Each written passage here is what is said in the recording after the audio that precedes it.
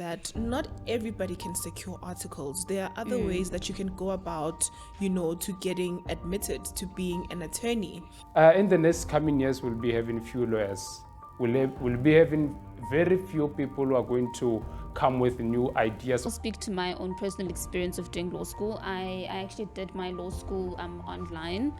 Hi, my name is Ngobile from Michael Rapella Attorneys. I work as a candidate attorney. Hi everyone, my name is Moses. I work at Michael Rapella Attorneys as a candidate attorney. Hello, my name is Sponso. I work as an attorney at Michael Rapella Attorneys. This is a Youth Day special episode where we will be discussing the road to becoming an attorney. Yes, now I'm a grade 12 year learner. I want to become an attorney. How do I go about it? Well, you'd have to be accepted to the university that you applied to, Vele. So that will be you doing a 4-year LLB degree. Usually it's 4 years, right? In that 4 years, I remember in my second year I did moot court, and in my final year I did law clinic. Law clinic is basically practical legal training, so you get a sense of how the legal world is. Yeah. Oh, okay, sounds so interesting. So a law student will be asking himself, how do I go about securing articles? Yeah, as a law student, the journey begins as being a university student. During your time, you have to make applications, apply as many as you can, apply to those law firms, apply everywhere. Make sure that during your holidays, you make yourself available, go and check in with the law firms. And in most firms, they take into account consideration to the candidates who performed or worked as during during their holidays. I think another important thing that a lot of students need to be mindful of. I think especially when you are in university, people tend to focus a lot on trying to get the good marks, which I think, of course, is a very important thing. The good marks are important, but at the same time, when you are doing your CV, for example, a lot of firms, or should I say quite a few firms, tend to look at your marks. So does this person have good marks? Is this someone who takes the initiative to get things done? Are they part of community service? Are they part of debate? Do they take the initiative to basically want to do more in their character? Yeah, I totally agree. Basically, what Ponto is trying to say that you must be an all-rounded person. You mustn't just focus on academics. You mustn't just focus on, I don't know, like trying to make your CV good and just making connections. You need to put in the work everywhere. Your work at school, and also trying to find or secure articles in this point. So next point, we will be talking about securing articles. Like, how do I go about securing articles?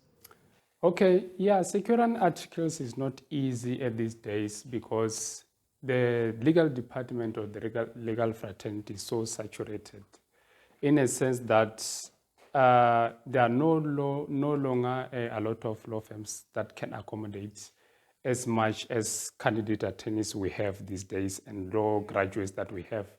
So the only way you can secure the articles, I cannot say is the only way, but there are many ways. It depends on who you are and what you believe in.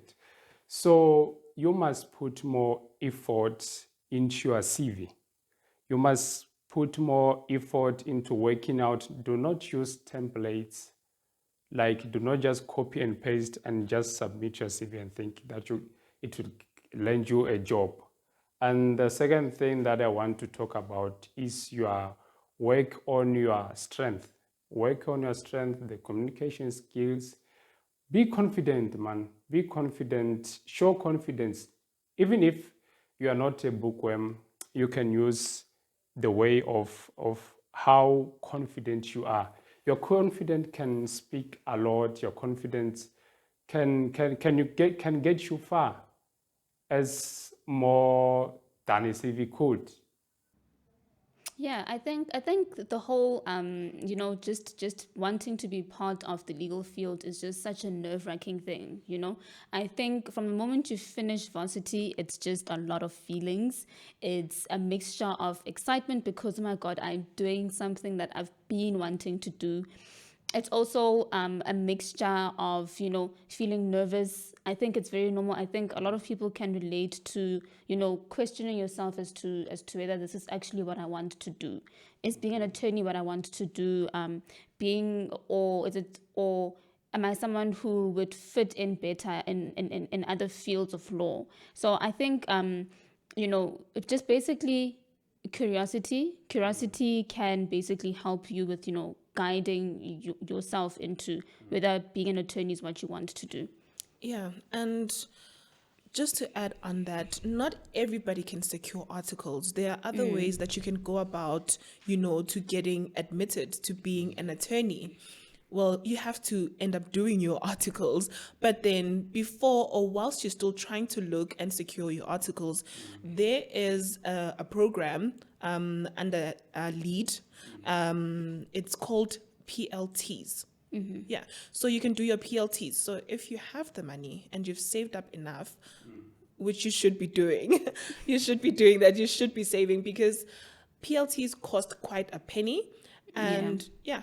Yeah. But is it a compulsory thing for me to do PLT in order to secure articles? I wouldn't. In order to secure articles, no. I would say that doing PLT does make you look like a more favorable candidate to law firms because PLT basically helps to like brush up your skills in terms of preparing you and separating you from being a varsity student into actually doing the work, actually being a part of, the world of being an attorney. So PLT, of course, it's a great addition. If it's something that you can do before you secure your articles, I would urge people to do it. It is so helpful because there is nothing more confusing for me, and I think many people can relate. There was nothing more confusing than finishing varsity and then my first week or first month of doing articles. I felt like I was in two completely different worlds. It was such a confusing experience. So I think PLT basically just helps to, prepare you and transition you from varsity into the working world. Yeah. Yeah, that sounds so relatable. When I finished my degree, you know what happened there? I found the legal field being something so different to what they taught us back there in the university. Because here we learn things in a different way, and the process is so slow in a sense that it's not something like they can give you a task today or you have a case today and you expect to finish it today. Yeah. So I think we get exposed to different things when we get into the legal practice. And I want to ask another question on you, which is, okay, let me say this. Does me doing a vacation work, is it a guarantee that I'll get employed in that law firm? I wouldn't say it's a guarantee, I'll speak from my own personal experience. At this current firm, Michael Rapella Attorneys, I actually started from the very bottom. So I can say I started working under Michael Rapella Attorneys since my varsity. So I actually stepped in my third year. But in my third year, it was just a matter of, being showed around the office, basically seeing how things are done, being introduced to a file for the first time. And then in my fourth year, then that's when, I was able to attend court with Mr. Rapella and basically, step into a court for the first time. And then at the same time, I also had the opportunity to basically, do like administrative tasks. So the small stuff like answering calls and sending emails, drafting letters to the sheriff, I basically started off small. And I think what helped is, my eagerness to learn, me wanting to like learn and figure out how things are done. I think is something that the company valued and found that I would be suitable, and so then I got offered articles, and here I am. So I could say it definitely helps. So it does help. It Yeah, does it help. does help. Yeah. So, well, you being in that firm and doing and volunteering and doing the vocational work, they have you in the back of their mind. Whereas if you haven't been there before, it's quite difficult because they trust you now. They can be able to relate to you how to do a certain task since you've been there and you've been doing the work. So it will be easier for them to trust you with the work that they'd want to give you at the time. But there are many chances that I can get rejected from that. Yeah, definitely you can get rejected. Okay, so how do I make sure that I'm so exceptional to an extent that I secure my articles? Or to the core, going to the core, what is the gist into securing that? That basically sets you apart. It is PLTs. I think it's definitely PLTs and good marks. And in you securing articles, everybody has a question like, okay, I've secured articles. How do I go about registering them? Is there a body that governs that? What do I do? How do I do it? Okay, yeah, to my part, I can say what happened is just that I applied for vacation work and I was called to come and do the vacation work in December, which was last year, 2023. And to my surprise, it came as a surprise. I didn't expect it, and I was called to come and do the vacation work. And I did, but a lot of work, it was administrative. Yeah. So I was thinking maybe something so easy, something. So fortunately enough, later the following year, not later, the following year I was called to come and start doing my articles. So that is how I get to do my articles. That's how I came about it. I did my vacation work. From my vacation work, I went straight to articles. Do you actually, really, I actually have a question. Do you recall what your experience was like and how long it took for you to like register your articles? Like how long that took? I do recall. Actually, I remember because we were doing it together. Yes. So I remember we were doing it together and we had no clue how to go about. So there is a body that governs, well, attorneys. Registration of your boards, yeah. So we went on the site, the LPC site, and we were able to get the forms there and we were able to fill in the details and attach the relevant documents that they requested from us. It was a surreal moment. I was very, very happy, and it was a very easy task to do. The only thing that the director had to do was just fill in his signature, sign, and pay, I guess. Yeah. Okay. Yeah. So I mean, I think as you mentioned, it did feel like a surreal moment. I do remember registering my boards and having it, being made official and final when you receive your right of appearance. Yeah. Like I think that then makes you, realize that, oh, okay, I've actually already started now. I'm actually a candidate I'm attorney actually now. a It's candidate official. attorney. Yeah, and it's very nerve-wracking. So I think the other concern or the next concern after you've registered, is actually doing PLT, doing law school. And I'll speak to my own personal experience of doing law school. I actually did my law school online, which I think worked much better for me because I'm not someone who I honestly can't imagine the experience of having to attend class, so work during the day and then class afterwards. I personally could not do it. Trust me, I went through it. I had the contact classes of PLTs. Well, PLTs, you have day school and you have night school. But because of work, I had to opt for night school. Yeah. It wasn't an easy it wasn't an easy experience, but it was definitely challenging because directly after work, I had to transition and go back to school. And here I am thinking I'm done with going to school for it to only just come back. So for the next 4 months, I was in doing PLTs and I was doing night school. So it took a lot of me. I want to ask this, since you were doing PLT whilst working, how did you balance them? It wasn't an easy task. I'm just thankful for the support that I do have. And I'm thankful for the director that we have. He was just so understanding, So I was able to knock off earlier in order to get to classes and prepare myself for the class because the classes stopped around 10 and then I still had to travel and go back home. I wish, I don't know. I don't know. I think for me, it was easier like that. For me, contact classes are easier because I get to interact with my peers. I get to make connections because those connections that I made from PLT, I still have till today. Okay, I heard you guys talking about board exams. What are these things? What are board exams?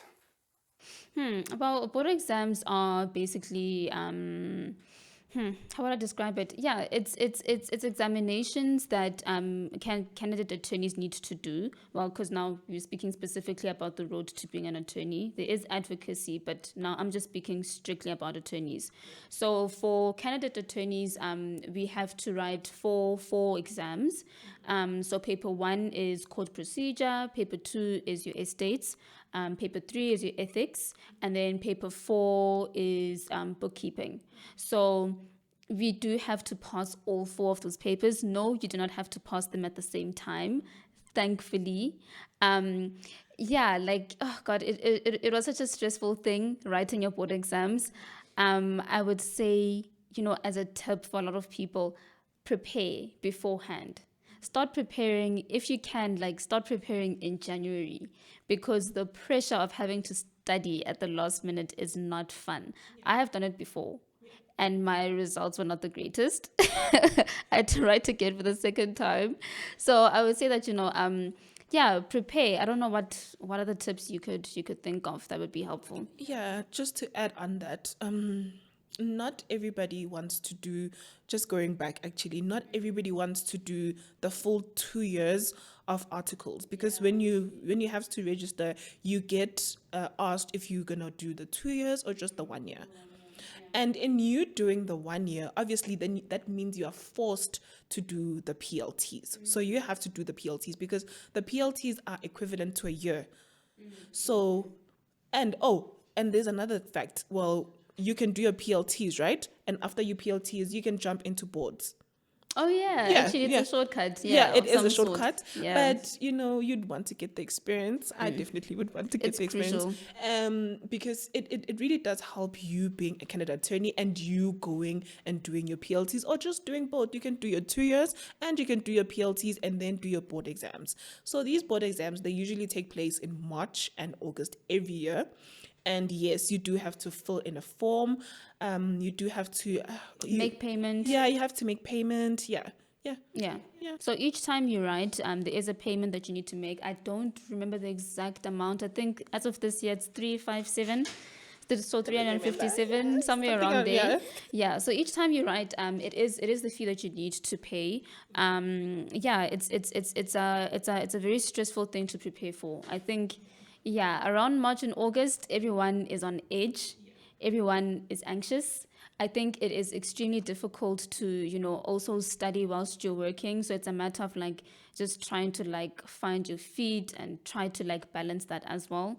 So once again, I'm going to emphasize, guys, try and prepare for the exams well ahead of time. If you know that you're writing in March, preferably, I know it's going to sound crazy, but start studying around November. I agree. Start November. I agree. Yeah.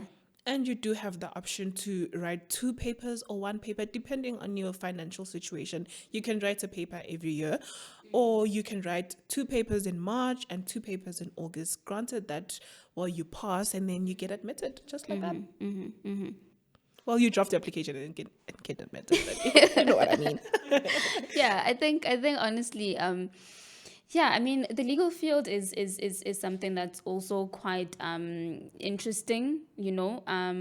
I think, you know, whenever you apply to a law firm, yes, of course, it's not as easy to get articles, but at the same time, also be mindful of the type of firms that you're applying for, like, or applying to. So if you know that you're someone who, for example, you have an interest in family law, and family law is the thing that you are passionate about, you want to do maintenance, you're interested in divorce, then apply to firms that have that focus of like family law and maintenance. If you're someone who, for example, has an interest in like, you know, human rights, they are basically like they are varsities that have open posts for candidates who can work within the law clinic. So I think it's very important to be mindful of like which firms you are applying to and what it is that you want.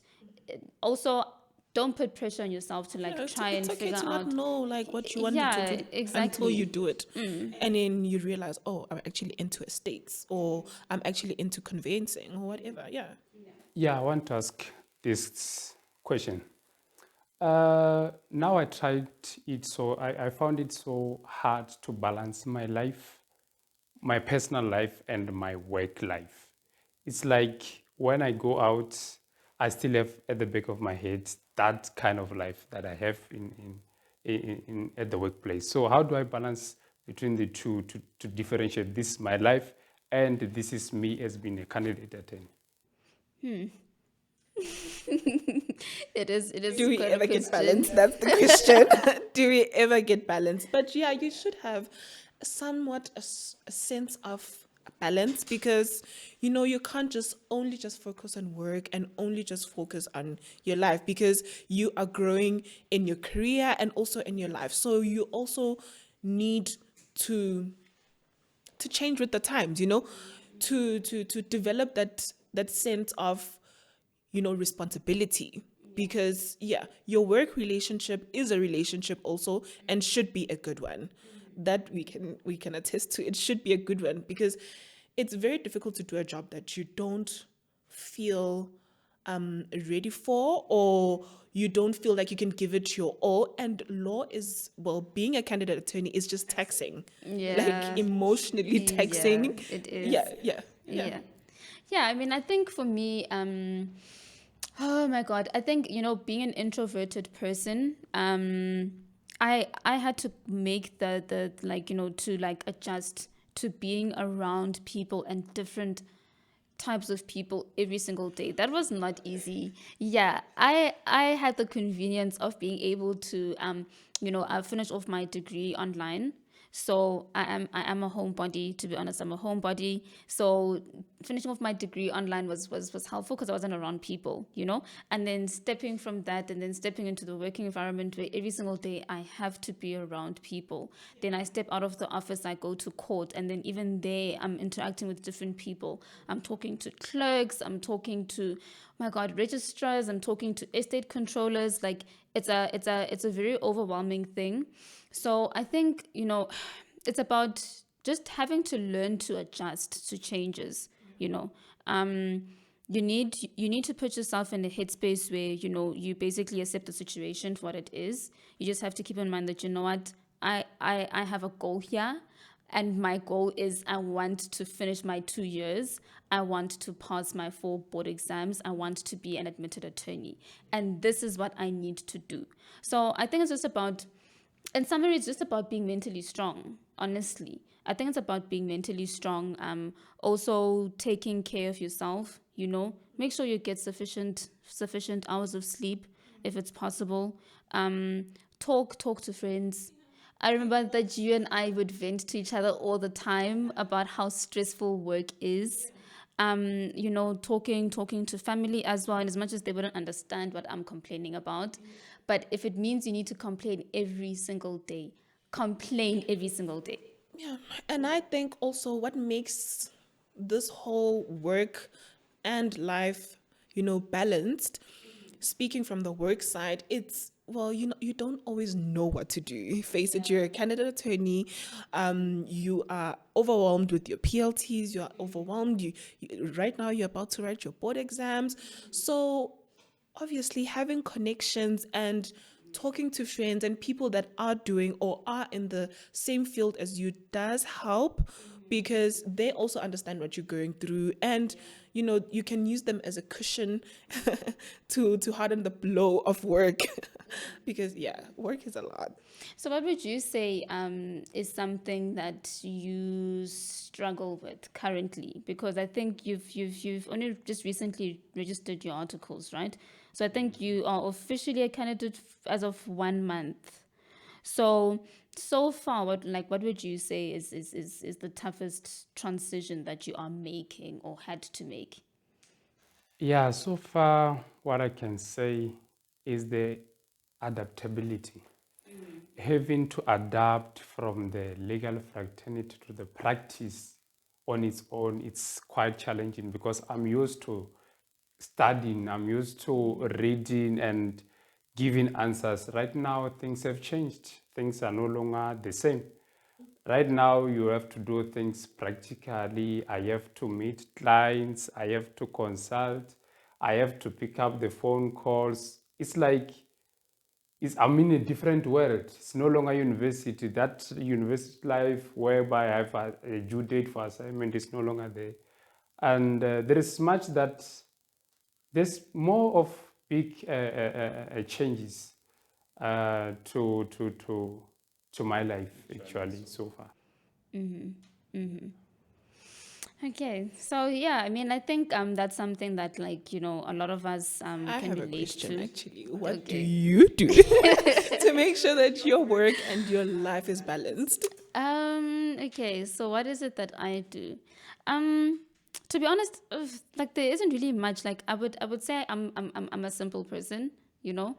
Um, so for me, just sleeping the whole weekend is good enough. Even then, even after the weekend, I feel like I just need one more day. So just sleep the whole weekend. Alternatively, just go out sometime, do something that I find to be fun. um yeah, and I think what really helps to bring down my anxiety and my stress is to vent to my colleagues. I vent to you almost every single day about something that's stressing Yeah. me. Yeah. So I think that's very helpful, just having an outlet for your stress. Don't sit with the stress and allow it to consume you. You just have to, yeah, just find a way to get the stress out, really. I think that's it. Yeah, and then I've also just started something this year of just trying out new stuff. Yeah, stuff like a new diet, knitting that I've just started. Everyone looks at me weird when I mention that I'm doing knitting, but it is such It's something. It's relaxing. it is very helpful. I think taking curiosity in in trying new stuff is a great way to distract you. So I would encourage people to, if you are stressed about something, find something that will be able to distract you. Find a distraction. Yeah, you need a distraction. Yeah, I have a question. Is there any specific characteristics a person or a law student have to possess to become a good lawyer? Just a question. I don't know. What do you mean? I want to Type know of personality, type I of person. think. Does an introvert make a good lawyer or what? yeah, well, I can speak to one that is in front of me right now. She's an introvert, and here she is, flourishing in this field. I don't think you need to be extroverted or introverted to prosper in whatever that you do. What the character that you are shouldn't hinder you from what you want to do or what your goals are. We aren't the same people. We can never be, which makes us, different, and that difference makes us who we are. Just because she's introverted and you extroverted, it doesn't necessarily mean that you'd be good at the job and she wouldn't. I just feel like you need to just put in the work, do the groundwork, develop yourself, know what you're doing at all times, and be sure that this is what I want to do and this is what I'm going to do. That's all. So you have been asking me about if I can balance my work. So far as a candidate, I cannot balance it. I don't want to lie. There is a lot at my table. There is a lot. But I'm trying my best to balance it. But I've seen already, even on my health, I mean, the kind of foods that I eat. So I take it for granted. I'm not picky. I don't choose things, how to eat, how to balance it. If I have to go to the gym, whenever I have to go to the gym, I have to face the case. Whenever I have to do something, I have to think about something else with regard to the law. There is a lot. Yeah. So, but I've decided to from this month onwards, there is many things that I need to do. Things like going to the gym, exercising, putting my mental health at a good state, and enjoying life. Yeah, that's what I want. And going out also, going out because so it's refreshing. Yeah. Meeting people, being exposed to different things. Yeah, I think that is the only way I can survive that. Yeah, you come first, and that's a fact, you know. You have to think of you at the end of the day, you know, because you can't fully give yourself or give 110% at work without you being fully yourself. And that would comes with, you know, having to just pause work for a little bit on a Saturday and a Sunday, just pause and just, you know, live life, you know, catch up with a friend, go for a walk, go to the corner, you know, I don't know, look at something, you know, do something that is not law related, something that is you, because you retaining Moses is a good thing. You don't have to necessarily change your whole character now that you're here, you know. Yeah. So I mean, given that it's a Youth Day special episode, I think currently in our country in South Africa, it is quite difficult to find a job. You know, like irregardless of what you've studied, it's quite difficult to get a job. So would you guys still encourage people to apply for the LLB degree? Do you think that the LLB degree is something that, you know, is still of value? Is it something that you would encourage, yeah, let's say your niece to study one day if she comes to you and she says, I want to study law? I think she'd be at a better position because she'd have me. So I would have went through it. Yeah. I'm going through it right now. So it would be easier for her in a sense that she'd had someone to ask on how to go about it. I'd definitely advise her to do it if that's what she wants to do, and advise her of all her possibilities, that you don't actually have to, you know, go into litigation. There are other fields of there are other fields in the legal world that you can go into, you know. What do you think, Moses? What are you saying? Yeah, I think the more things are, the way the legal fraternity is so saturated, you can make yourself so exceptional. We know there are no jobs. There's no excuse for that. You need to find your way. There is no other way. You cannot blame the government. You cannot blame the economy and say, there are no jobs. I don't have to do an LLB degree. LLB degree is not the only thing that you can do. But today I can still encourage someone to go and do LLB degree because it's worth it. It's worth it in a sense that I can see the fruits. Now I'm being a candidate attorney, I see the light. But when you are in varsity, there is so much that is covering you. There is so much that you are not exposed to. But yeah, I think the LB degree, it's worth it because there is a lot that you can learn from it. And it gives you another perspective or another way of thinking or another way of looking at things. Because if we can just say now students must not proceed with doing an LLB degree, in the next coming years, we'll be having few lawyers.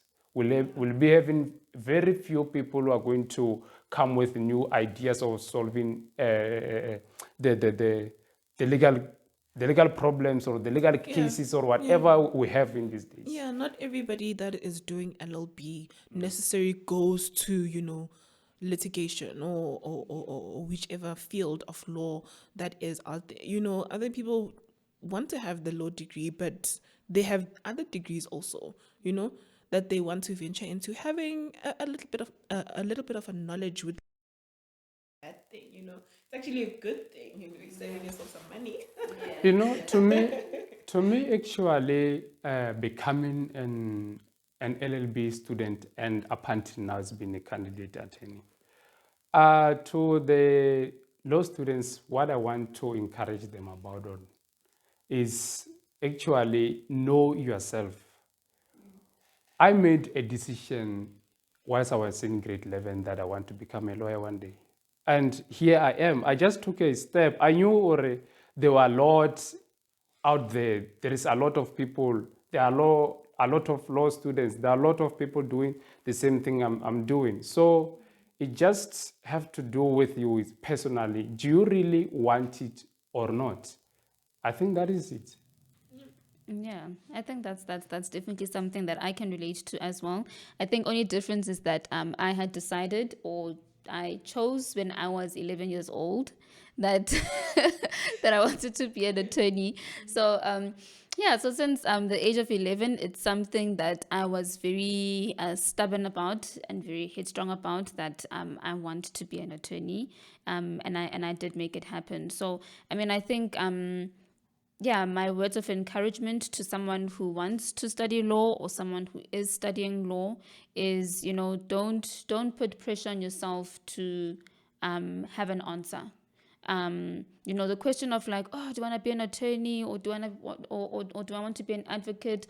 Asking yourself those questions are good and it's okay. Yeah, also taking the time to be curious about other aspects of the law, like, you know, compliance or being a legal advisor is something that, you know, I would encourage people to look into. So yeah. Yeah, and one of the things, guys, what I want to talk about is there is no money here. Stop looking for the money. If you are here for the money, you won't survive, because there is a lot you're going to come across. There's no money. If you think you will be earning millions, forget about it. Yeah. Know yourself, know you, and yeah, all the best to everyone, you know? Happy Yeah. Youth Day, guys. Happy Youth Day, Happy everyone. Youth Day. There's no money. I couldn't hold my laugh. I couldn't.